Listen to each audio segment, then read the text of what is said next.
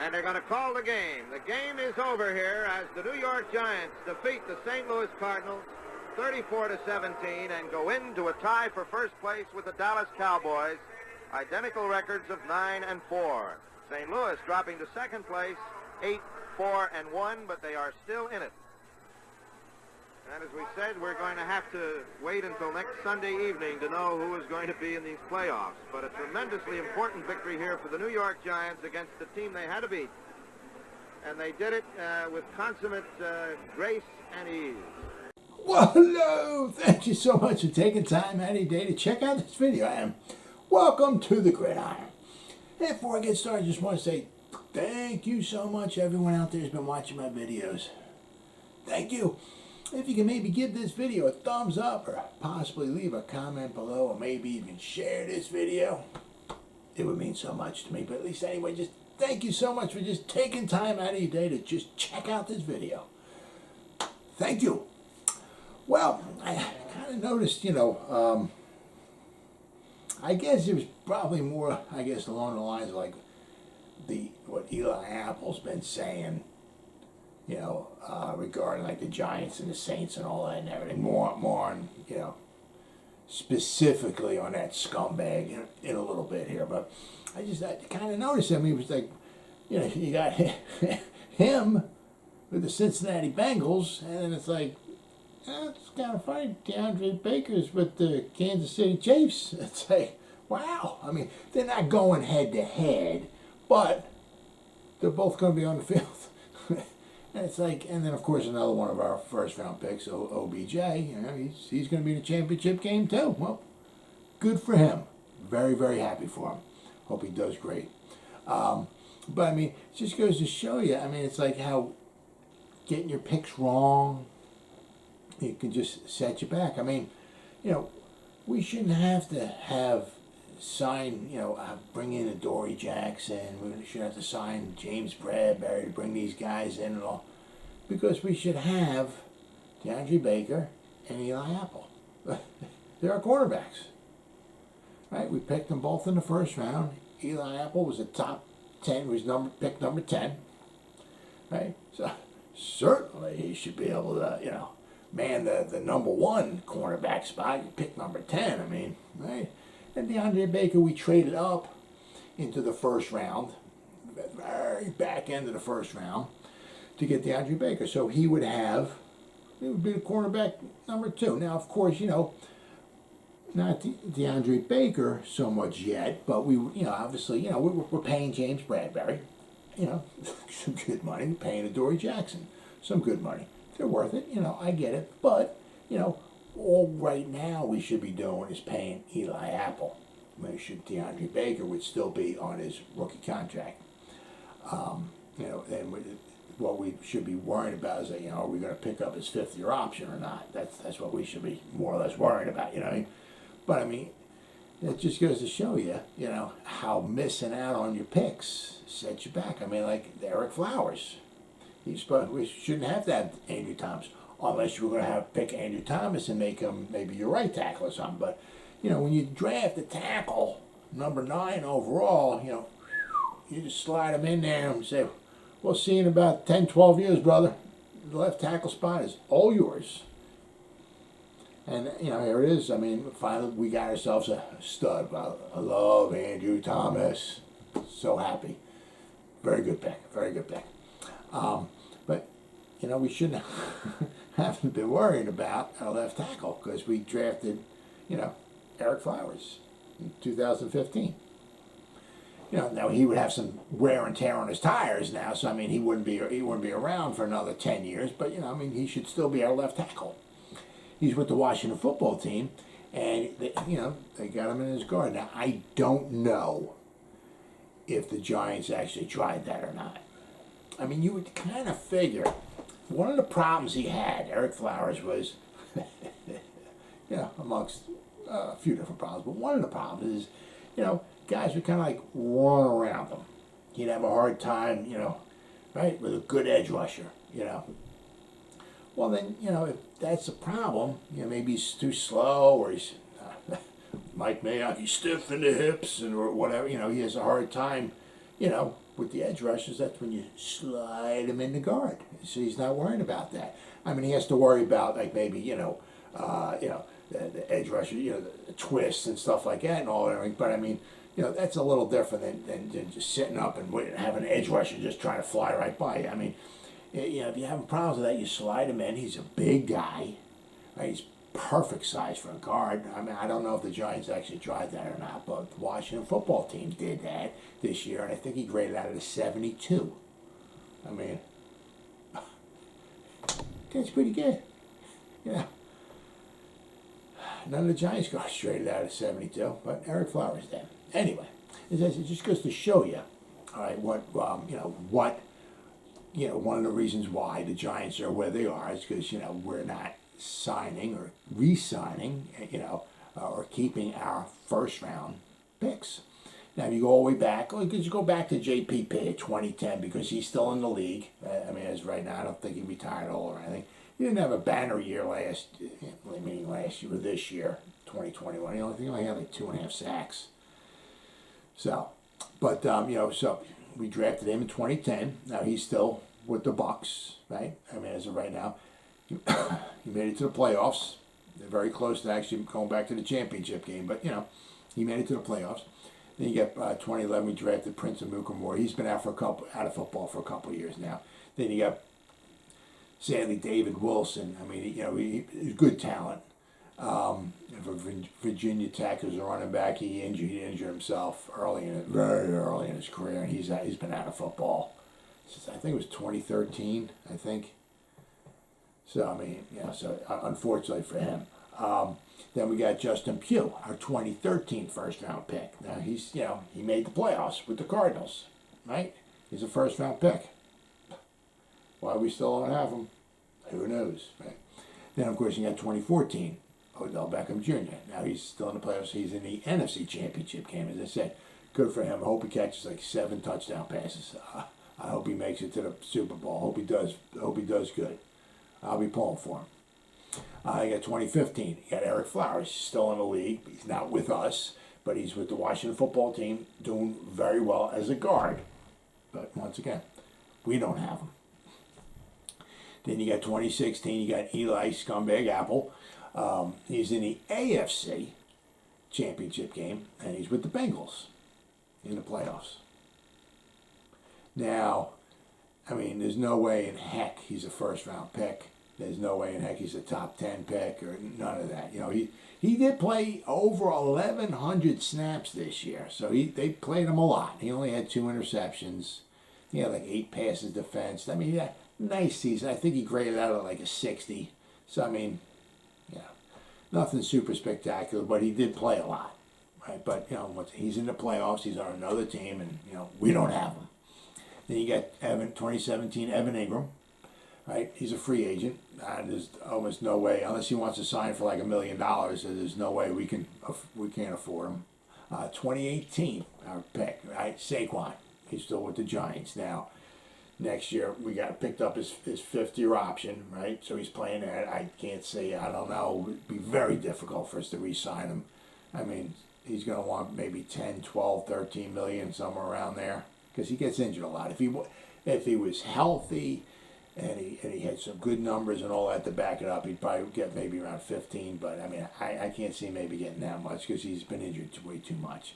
But, I mean, I can't see. Giants can have a hard time. We're in cap hell. I have a hard time seeing us re-sign him after next year. We'll have to wait and see. 2019, we had the 3 picks, right? We got Deandre Baker, who's in the AFC Championship game playing for the Chiefs, right?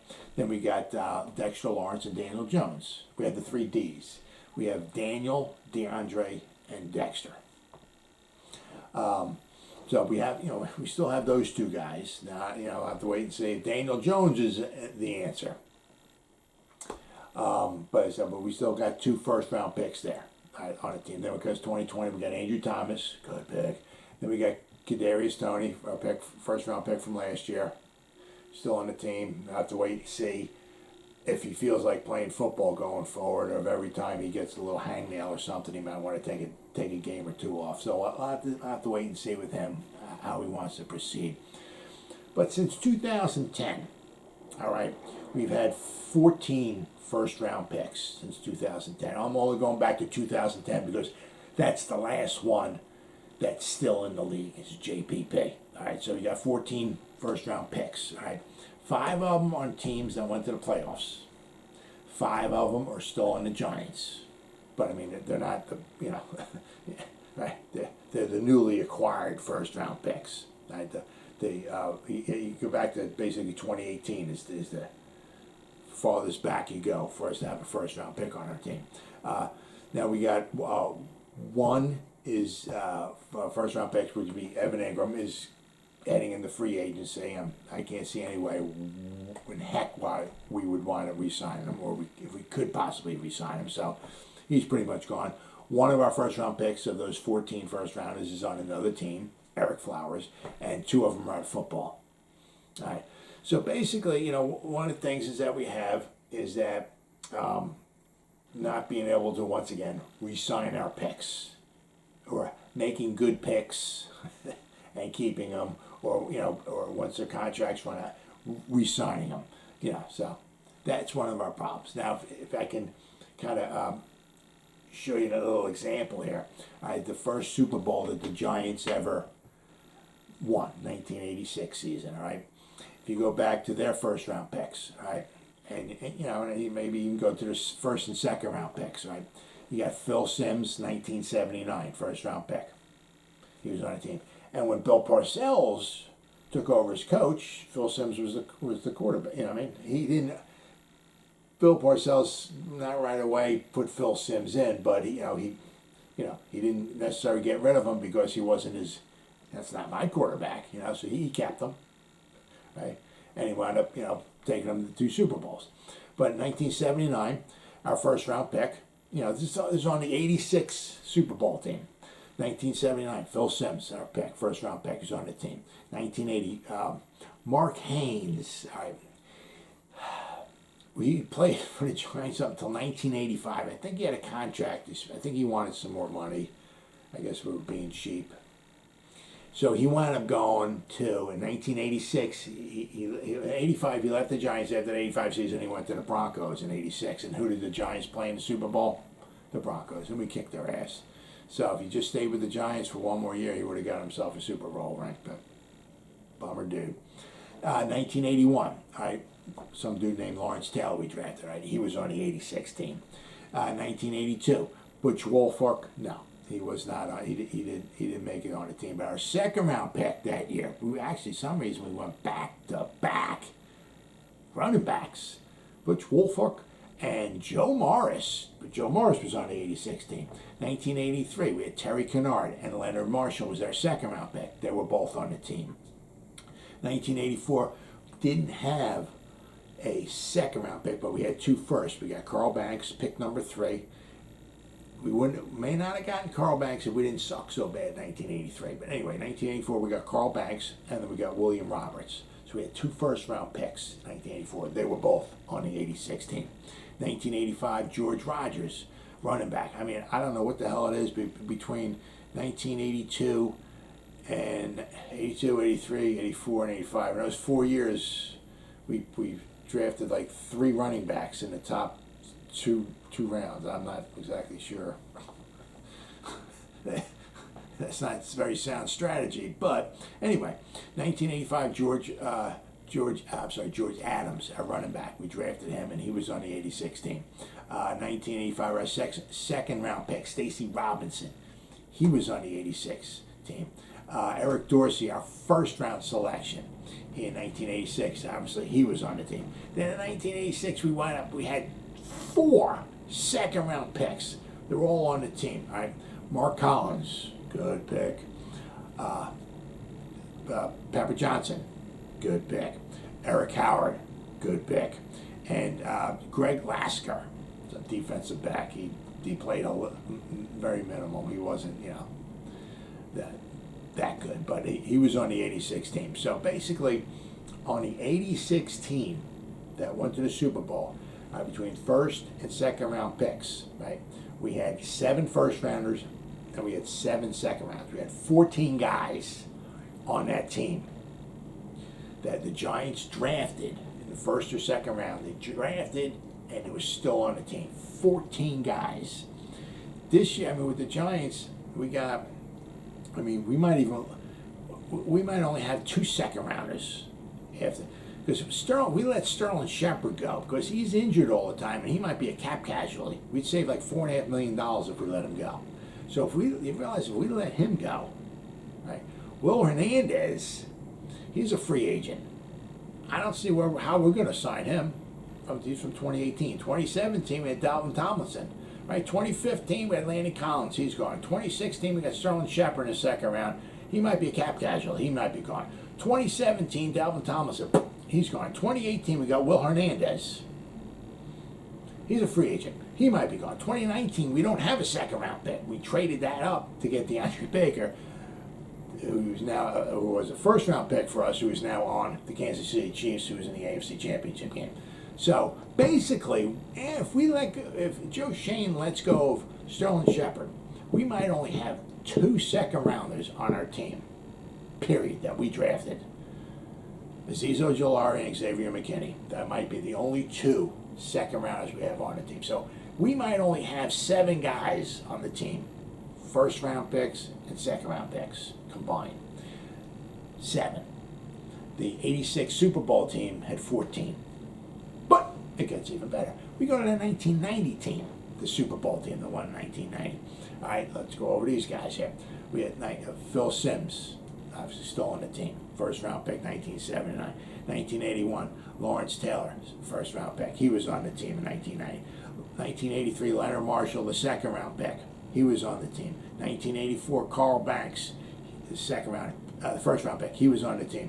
1984, William Roberts. He was on the team. 1985, Stacy Robinson, the second round pick. He was on the team. 1986, Eric Dorsey, the first round pick. He was on the team. Eric Howard, Pepper Johnson, and Mark Collins. Those second round picks from 1986. They were all on the 1990 team. 1987, Mark Ingram, the first round pick. He was on the team. Adrian White, the second round pick from 1987. He was on the team. Eric Moore, the first round pick from 1988. He was on the team. Jumbo Elliott Day, a 1988 second round pick. He was on the team. 1989, Brian Williams, the first round pick. He was on the team. 1981, we had no second round pick. And in 1990, Rodney Hampton, the first round pick, he was on the team. And Mike Fox, the defensive tackle, he was the second round pick from 1990. He was on the team as well too. So the 1990 Super Bowl team, right, had 9 first round picks that the Giants selected in the first round, and they still had them. They re-signed them and all that. 9. And they had 8 guys, 8 second round picks.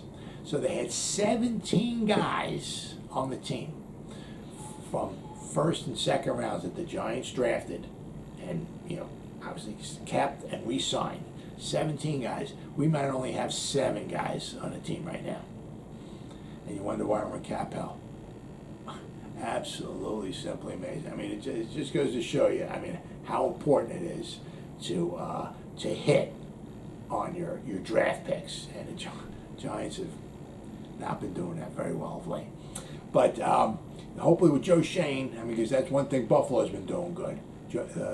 Buffalo has been drafting good, so hopefully Joe Schoen will start changing things around a little bit. And hopefully the draft picks we bring in will be good, they'll be contributors, and we'll keep them and we'll re-sign them, and hopefully they'll be Giants for a long time. That'll be huge. Then I want to go to Eli, the scumbag Apple. The guy's, man, I tell you what, dude's got a lot of nerve, doesn't he? He's been bad-mouthing the Giants and the Saints fans, and not only that, but the Giants fans, but the Saints, but like New Orleans, period. What a piece of trash. Absolute piece of garbage. Doesn't surprise me. He graduated from Eastern High School, which is about 15 miles from here. So we got some real lowlifes around in South Jersey area here. So that doesn't surprise me. The guy kind of forgets where he came from and all that, right? Just worthless piece of trash. He was obviously the Giants' first round pick in 2016. He was the 10th pick overall. Oh my God. What a waste of a pick. Absolute waste of a pick. The Giants actually suspended him for the last game of the 2017 season because Landon Collins had called him not directly, but kind of indirect, called him a cancer in the locker room. And they suspended him for the last game of the season, your first round pick. They wound up suspending him. And that, you know, some people, I mean, that should like open their eyes up and stuff like, oh, this is, you know, oh, I'm not, you know, I'm doing stuff wrong, you know, I mean, maybe I should, you know, straighten myself out and all. Nope. Unbelievable. In 2016, he was put in to pretty good secondary, a pretty good company. We had, remember 2016, we went to the playoffs. Remember that? Remember the playoffs? We had Janoris Jenkins, the Jackrabbit, right? We had Landon Collins, we had Dominic Rodgers-Cromartie, and then we drafted our first round pick, Eli. We had I mean, you thought Eli Apple would be, you know, really round off. That'd be a hell of a secondary. Well, that year, Janoris Jenkins had a good year. Dominic Rodgers-Cromartie had a good year, and Landon Collins had a good year. We had 3 out of the 4 wound up being pretty good. He was in many public spats with his teammates. I mean, with your own teammates. What? Just unbelievable. And he almost walked out on his team multiple times. I mean, just what a joke. And he would actually, one time he did live tweeting, right, when the Giants were playing another team.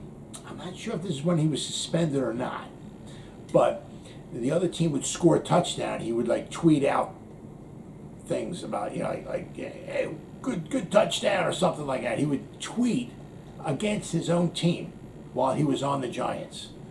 I mean, what an absolute worthless piece of trash.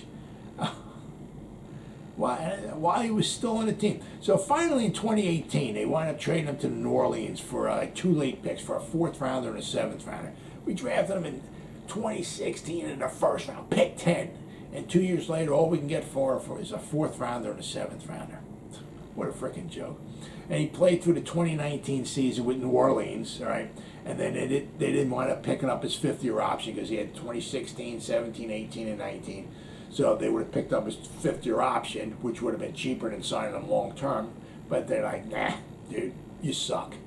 We get the fuck out of here.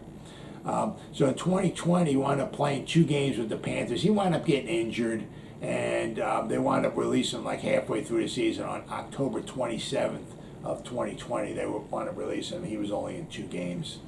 Once again, I mean, if he was any,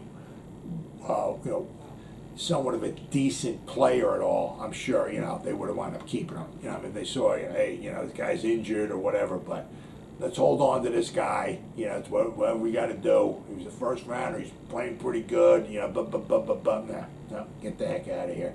So basically, you know, from in 5 years, 16, 17, 18, 19, 20, he was on 3 different teams in 5 years. I mean, what an absolute piece of garbage. Now in 2021, all right, he signed a 1-year deal with the Bengals. All right. So I don't know if they're going to want to re-sign him or not. As I said before, he's played in, I think, over 1,100 snaps this year. So he's played in a lot of snaps. You know, he's graded out, I said, like about a 60. I think he has 2 interceptions. I mean, nothing. He only has like 47 or 48 tackles for the season. Nothing super spectacular. He's missed a lot of tackles. I think his missed tackle rate is like 17%. So his tackling grade is like a 45 or somewhere around there. So, you know, he's kind of gutless. He doesn't seem to like to tackle people. You know, just where he likes to attack people on Twitter and all that. He's pretty gutless. But I just kind of wanted to read some of it, a little of this. I just couldn't believe what I just, you know, it was pretty much after, after the game was over and he realized he was going to the championship game and all of a sudden he got real brave and all that. And I'm just going to start attacking the team that drafted me, and I'm going to attack the other team that traded for me and all that. And what an absolute worthless piece of garbage. He goes, let's see. Oh, I don't know which fan base I hate. He said, and it's basically like right after they won the playoff game, beat the Titans to go to the championship game. He says, I don't know which fan base I hate more. He tweeted on January 23rd. Probably the Saints, but it's close with the Giants, it's a toss-up. So basically, he kind of hates both fan bases. And when a Giants fan responded telling Apple the feeling is mutual and told the cornerback he was a wasted pick, Apple asked, when the Giants playoff games start? What an absolute joke. And then USA Today's Doug Rush shared a video of Apple's interception against Tennessee, taking aim at the Titans quarterback Ryan Tannehill, in which Apple responded, "Shut up, sucker boy." What a piece of trash. Absolute piece of trash. And then we got, of course, the Giants weren't the only fan base to receive shots from Apple. He also directed his hate towards the Saints, and more specifically, the smell and food of New Orleans. He's picking on not a fan base, but the New Orleans period. New Orleans is the dirtiest, smelliest city and has the worst food ever, Apple wrote. It's that swine and crawfish that's killing y'all brains. What an absolute piece of garbage. You know, and I was going to pull because, after a while, just seeing the same teams in the championship game. And I like Patrick Mahomes, Andy Reid, Tyreek Hill, Kelsey, all that, But it just seemed the same. And after a while, it's I like to see some new blood in there.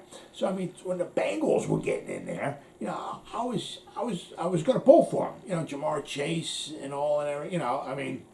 They're young, or upcoming, and everything like that. They're exciting. They just won their division. I mean, great year for them. And I was going to pull for them, but after reading this, nah, no way.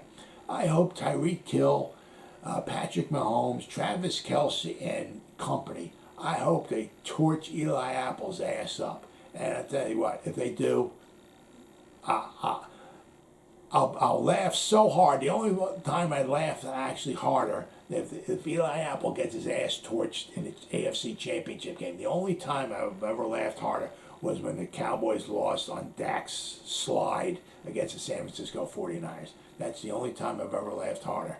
And I hope that Kansas City Chiefs light up Eli Apple's ass this Sunday. Well, as always, guys, thank you so much for taking time out of your day to check out this video. You guys stay safe out there and go Giants! Woo!